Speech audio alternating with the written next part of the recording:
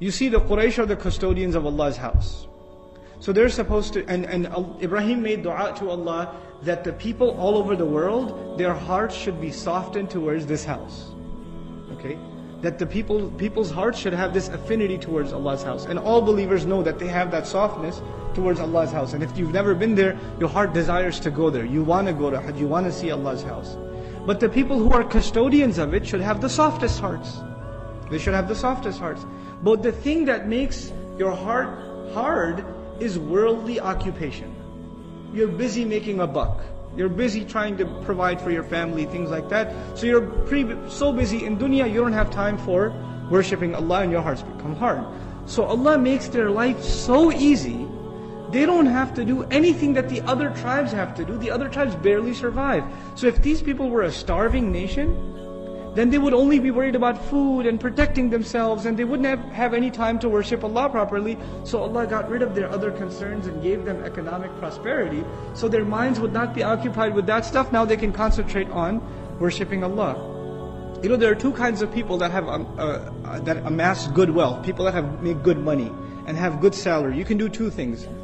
Either if you have good salary, you can become even more engrossed in dunya. You have good money and you say, might as well go all out. Party, make my entire life a big party, right? And you're constantly looking to add more luxuries in your life and make more money out of the money you already have. Or you could say, man, I'm doing well.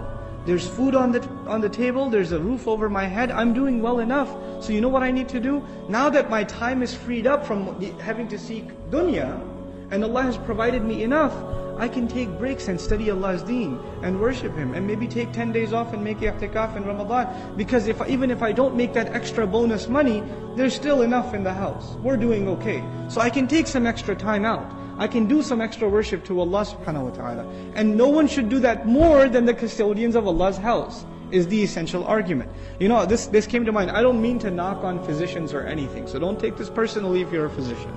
But I have a physician who's a friend who works part-time. You know, he's got a couple of kids, he works part, and he makes good money. He makes like a couple of $100,000 a year. Decent salary for a part-time physician, right? And so somebody asked him, why don't you work full-time, man? He goes, yeah, I could work full-time and make $600,000, $500,000, but I'm doing okay with $200,000. And I need the rest of the time to memorize Quran and to teach my kids and to spend time with them and to do things with them. So why should I, what am I going to make this money for? If Allah has given me enough and I can do better things with my time and spend my life in a more meaningful way, then why not? Allah didn't create me to make more money.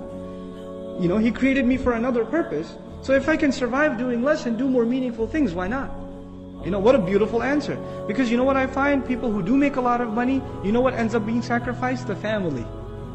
They don't get any time. You're too busy making the money.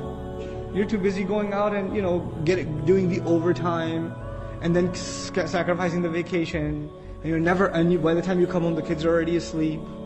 But before you leave for work, they haven't even woken up, and you're gone, so you don't see them. And you see them on weekends, but you're too tired because you've been working all week, so you don't get to play anything with them. Whenever they come to spend time with you, you say, go to your room. Didn't I buy you enough toys already with all that money I made?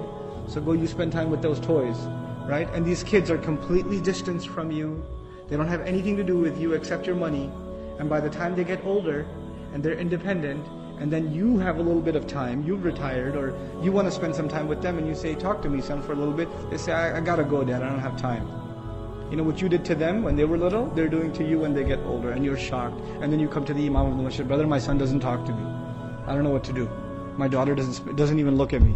Every time I try to talk to them, say, I'm on the phone, I'm busy, I can't talk right now. Well, you bought him the phone. And you bought him the unlimited plan too, right? So who are you blaming, right? But the idea that I'm trying to present, that third concept, is that Allah softened their hearts because they, more than anyone else, need to be economically concern-free so they can devote themselves to the worship of Allah's house and taking care of that house. That is why Allah gave them all of these luxuries. SubhanAllah. What an amazing concept. Now, next time somebody enjoys good wealth, they should think about, why is Allah giving me this wealth? And how am I using it? What am I doing with it? SubhanAllah.